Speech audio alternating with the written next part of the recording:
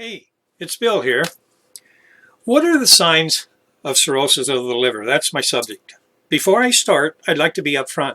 In 2008, I had a liver transplant. Liver disease is what's called the slow killer. It starts years before. Now, I did not, nor do I have hepatitis B or C. And was I an alcoholic?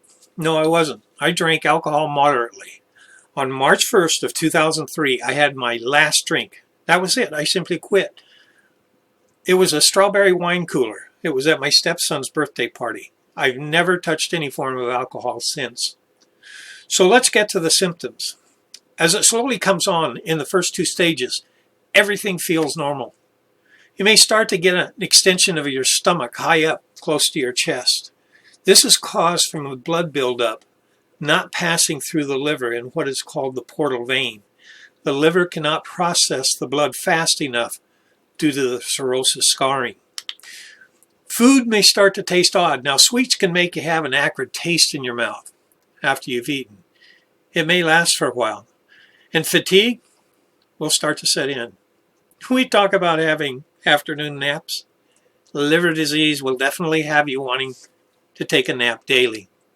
Acute tingling, almost like pinpricks, may start on the bottom of your feet. Some people get it on the palms of their hands.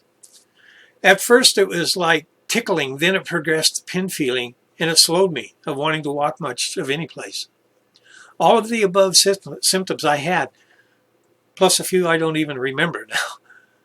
Detection of the liver disease is this. A blood test can give a doctor an indication that you have liver disease or at least fatty liver. You should ask your doctor for a test periodically. When it was first suspicioned I had liver disease, an ultrasound was done. The ultrasound showed no problem. Then a biopsy was done.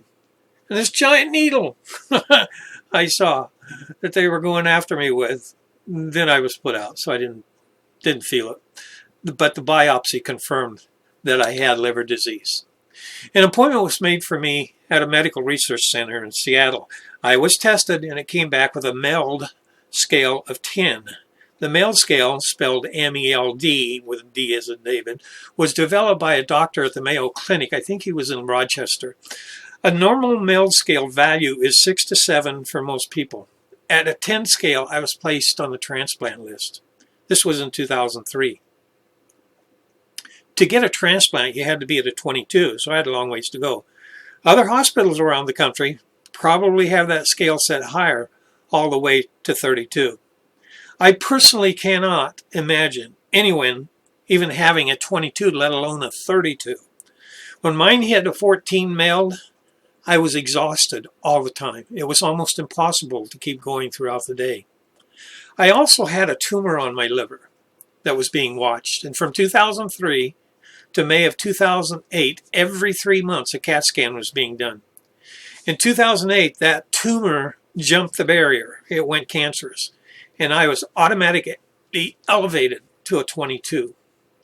I had the transplant 1 month later on June 1st of 2008. Now, recovery was slow, I'll tell you that. On top of that, I had a heart attack 5 days after the operation. And I went in weighing 195 pounds, and I came out weighing 152 and lost gobs of hair. I didn't go bald, but it thinned it. For almost 2 weeks, I could hardly eat or drink anything. It was like blockage somewhere high up in my stomach. With the heart attack, I ended back in the hospital for a week.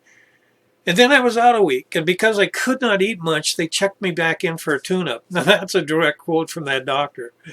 During that stay, whatever the blockage was, it broke loose. I was able to eat more. In September of 2008, the hospital released me of care, meaning I was not accountable to them on a day-to-day basis. And I made up my mind I would get back in shape, and I did so by going on a non-fat, mainly vegetables diet and exercised an hour every day. Although at the time I had good insurance, there was still debt that got accumulated. I wished afterwards, as the bills started to pour in, I had some form of residual income to help out on some of those bills. Well, not too long ago, I did find a company that would give me residual income based on consumer purchasing. Takes a little work part-time, but hey, it's worth it. Below's a button. Click on it and build yourself a residual income. The day may come you'll wish you had some extra income to help pay on some bills. Anyway, you take care and have a great day.